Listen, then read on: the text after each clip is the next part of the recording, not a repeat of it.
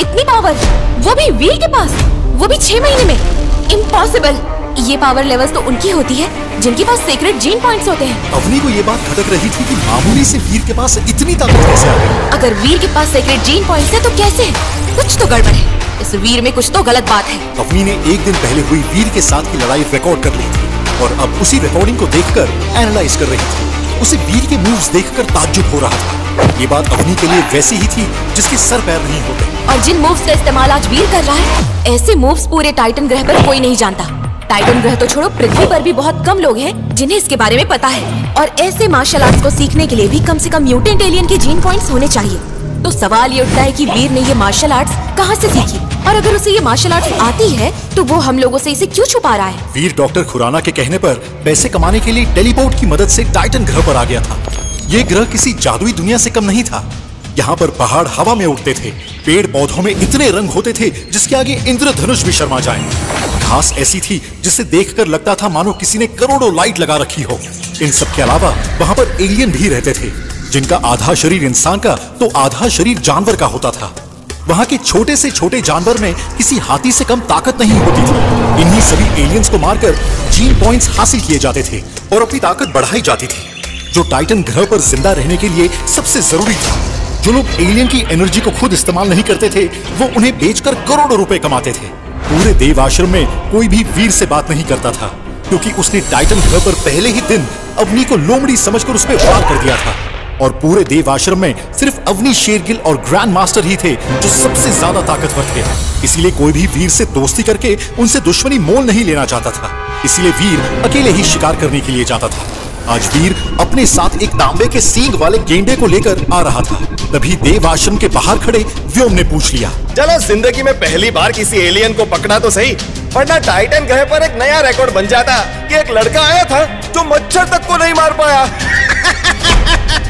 वीर व्योम के ऐसे मजाक का आदी हो चुका था, इसलिए उसने व्योम से कुछ नहीं कहा और चुपचाप आश्रम में चला गया। वहां पहुंचकर उसने गेंडे को एक पिंजरे में बंद कर दिया और उसको ब्लैक क्रिस्टल खिला दिया जो उसे कछुए के शिकार से मिला था।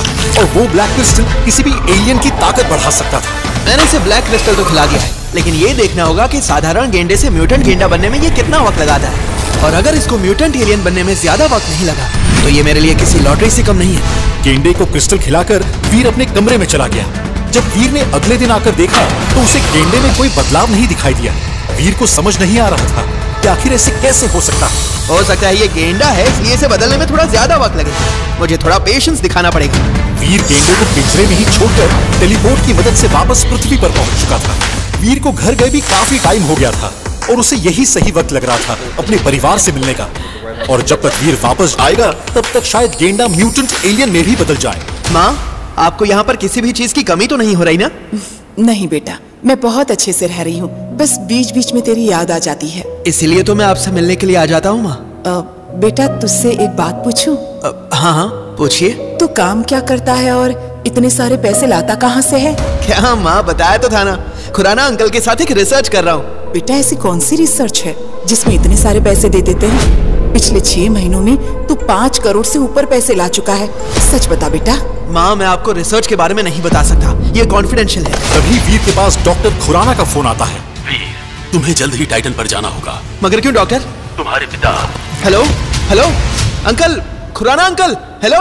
डॉक्टर खुराना का फोन अचानक कट जाने के बाद वीर आतुर हो गया था। क्यों है डॉक्टर खुराना वीर को टाइटन भेजने के लिए बेचैन? क्या जान पाएगी अपनी वीर की सच्चाई? क्यों छिपा रहा है वीर माँ से टाइटन की सच्चाई? क्या गेंडा म्यूटेंट एलियन में बदल पाएगा, या फिर जो क्रिस्टल वीर ने गेंडे को खिला दिया था वो सिर्फ एक साधारण पत्थर था?